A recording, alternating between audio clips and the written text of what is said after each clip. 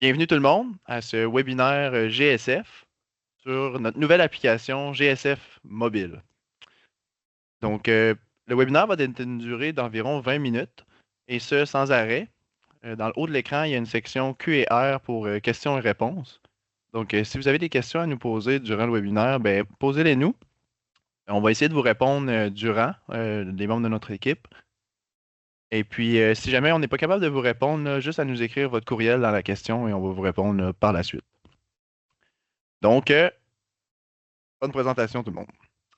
Donc, GSF Mobile, le suivi des opérations au bout de vos doigts. Parfait. Donc, cette année, GSF célèbre ses 30 ans. 30 ans, depuis 30 ans, en fait, GSF accompagne les entreprises d'opérations forestières dans la transition numérique avec des outils simples et des données fiables pour vous permettre de vous rendre autonome dans la planification, les opérations euh, et la conformité des récoltes. Dans cet élan-là, GSF est venu créer une nouvelle application, soit GSF Mobile, qui vient compléter l'environnement GSF avec application et appareil.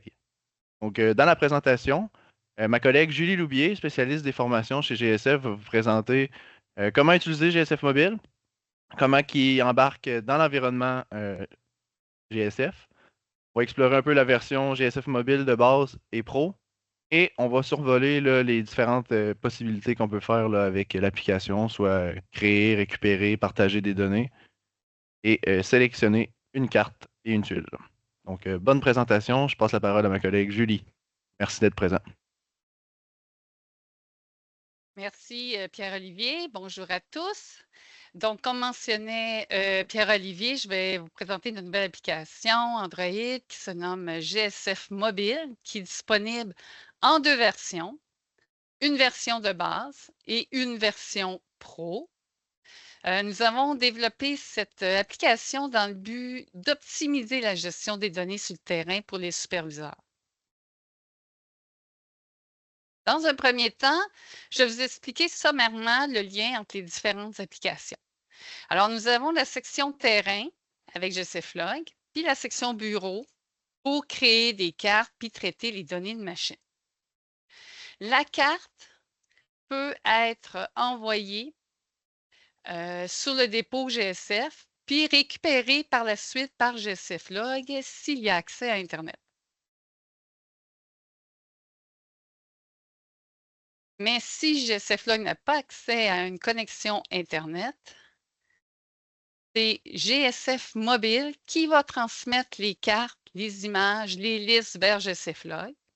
Puis il va pouvoir aussi récupérer les données machines qui proviennent de GSFlog et aussi de GSFNav Windows. Par la suite, vous pourrez transférer les données vers le cloud et les traiter à partir des logiciels bureau. Alors, je vais commencer par vous expliquer la version de base de GSF Mobile. La version de base de GSF Mobile, c'est une application Android qui est simple d'utilisation. Elle contient 3 commandes puis des paramètres. C'est une version gratuite qui est concentrée principalement sur la gestion de données. Donc, elle comprend une fonction pour importer des données. Cela inclut la récupération des données de machine. Une fonction pour exporter des données soit vers GSFlog ou vers le cloud. Et une dernière pour consulter les données de GSFlog. Je vais vous les présenter en détail. Avec le bouton Recevoir, vous allez pouvoir importer des données qui proviennent de différentes sources. Alors, vous pouvez importer les données provenant de GSFlog. Une fois que les données de GSFlog sont importées, vous aurez la possibilité de consulter les informations d'une journée, puis d'ajouter aussi un commentaire.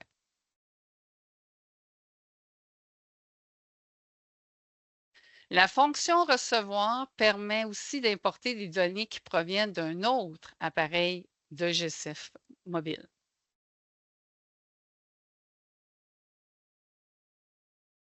Les cartes, les images et les listes, ils peuvent être récupérés téléchargés depuis le cloud. GSF Mobile peut aussi récupérer les données de machine provenant de GSFNet Windows.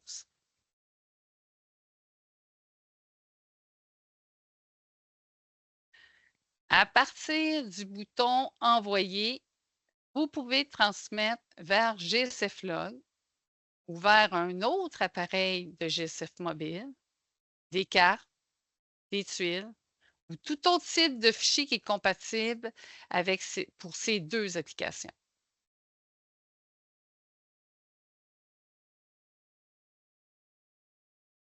Il est possible de transmettre des données vers le dépôt GSF en utilisant l'option Cloud.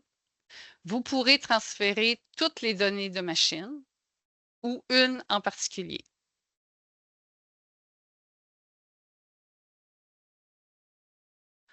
Une fois que les données de GSF Log sont importées, vous pouvez les consulter à partir du bouton Résumé pour avoir un aperçu des heures travaillées par machine puis par journée.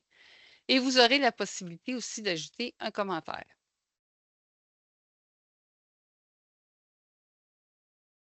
Dans les paramètres, il y a une section pour créer des listes d'événements, des listes de chantiers et des listes d'opérateurs pour GSF Log.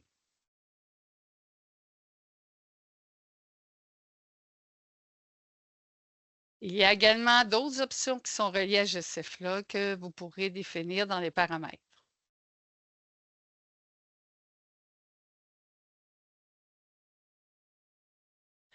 D'ailleurs, il y a une option dans les paramètres pour activer la version Pro de GSF Mobile. Cette version est gérée par un numéro de licence.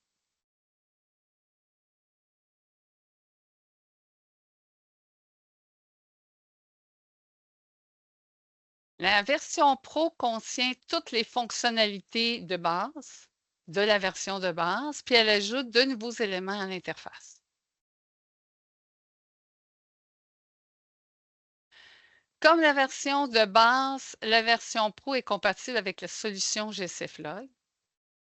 Elle contient les fonctions pour récupérer puis transmettre des données. Ce qu'elle offre de plus, la version Pro, comparativement à la version de base, c'est de pouvoir visualiser les données sur une carte, d'afficher des images, d'enregistrer des waypoints puis des tracés. Puis elle contient aussi d'autres fonctionnalités que l'on va voir un peu plus loin. L'interface est organisée en 5 fenêtres. Alors, nous avons la fenêtre Transfert, Résumé, Carte, Données et Paramètres.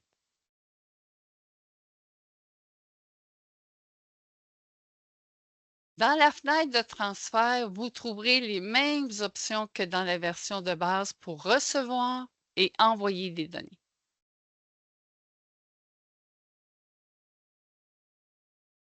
Dans la version Pro, on peut visualiser les données sur une carte. Alors, on a ajouté l'aspect cartographique lorsque vous consultez une journée dans la fenêtre Résumé.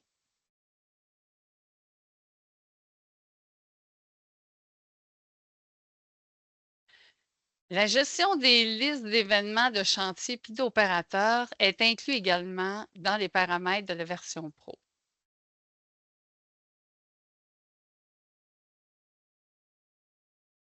Comme j'ai mentionné, la version Pro permet de visualiser les données sur une carte. Alors, le fond de carte doit être créé à partir de GSF.js ou GSF Outils. La carte est créée en format basemap. Puis la même carte peut être utilisée à la fois pour GSF Mobile et GSF Log.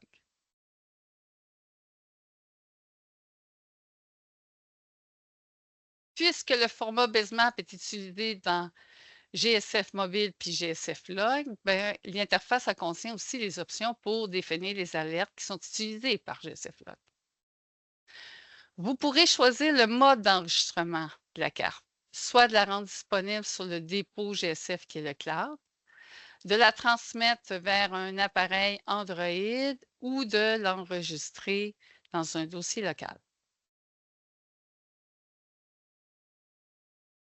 GSF-JS puis GSF-Outils inclut également une fonction pour générer des tuiles à partir d'images en format TIFF, JPEG, ECW ou PNG.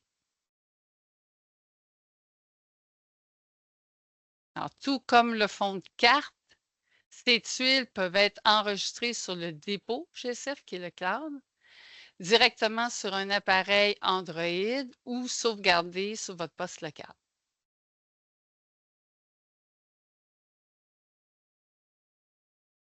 C'est à partir de la fenêtre des paramètres que vous pourrez choisir la carte à afficher.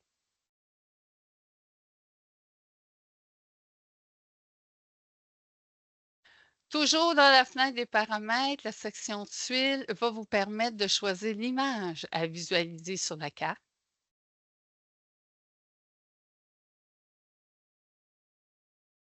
Dans la version Pro, 2 paramètres supplémentaires sont disponibles pour la fenêtre carte. Il y a une option pour choisir l'orientation de la carte et une autre pour spécifier le type de GPS à utiliser.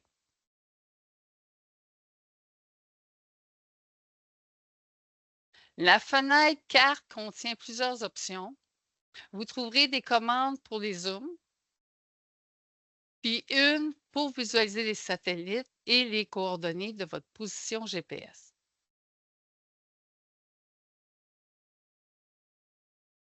La commande identifiée permet de consulter les informations attributaires des différentes couches.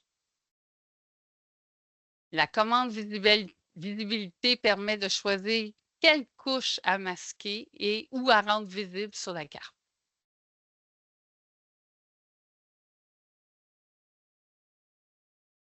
Il est possible de créer un waypoint en choisissant l'une des 3 options pour le localiser, soit à partir de votre position actuelle, en saisissant les coordonnées ou en cliquant directement sur la carte.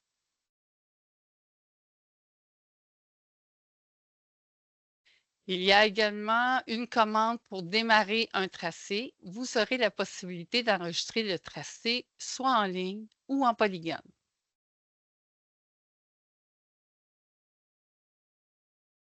Il y a 2 façons pour exporter des waypoints et tracés. La première est de cliquer directement sur l'entité. Vous pouvez l'exporter et l'enregistrer directement dans l'appareil ou l'exporter vers un autre appareil ou sur le cloud.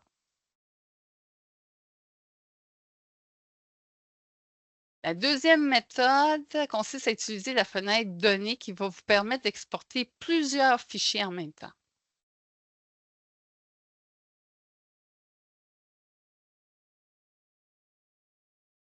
Il y a également 2 façons de supprimer des données. La première, c'est en cliquant directement sur le waypoint ou le tracé.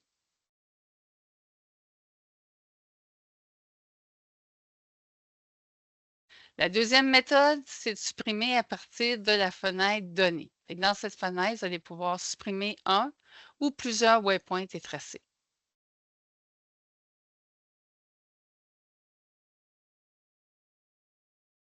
Sur la carte, il y a une commande pour naviguer vers un waypoint et une autre pour effectuer les mesures de longueur et de surface.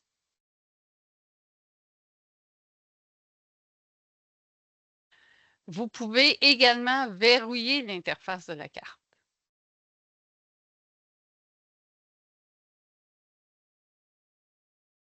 Les données saisies avec GSF mobile, comme les waypoints, les lignes ou les polygones, GSF-JS contient déjà une fonction pour les importer. Pour GSF Outils, la fonction va être disponible ce printemps.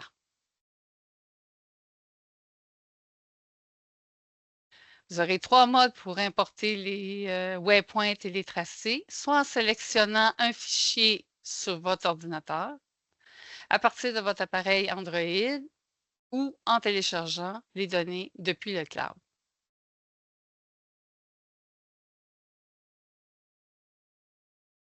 Pour toutes ces applications que l'on voit, le dépôt GSF, c'est lui qui sert de lien entre les appareils sur le terrain puis les logiciels de bureau. Et GSF Mobile se joint à la famille de la solution GSF Log.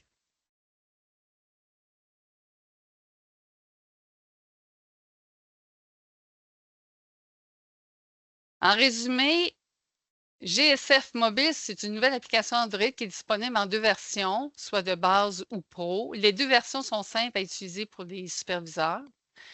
Les 2 versions permettent d'importer les données de machine qui proviennent de GSF Log et aussi de GSF Now Windows. Puis ils peuvent télécharger des cartes, des tuiles depuis le cloud. La version Pro offre de plus de pouvoir visualiser les données sur une carte, d'afficher des images, puis de créer des waypoints et des tracés.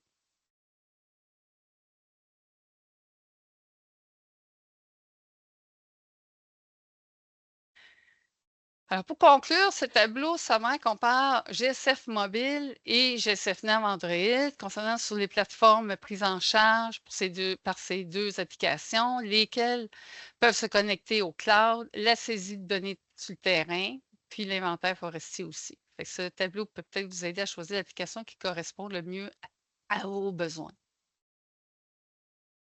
Alors, c'est ce qui complète la présentation. Je vous remercie d'y avoir assisté. Puis je cède la parole à Pierre-Olivier.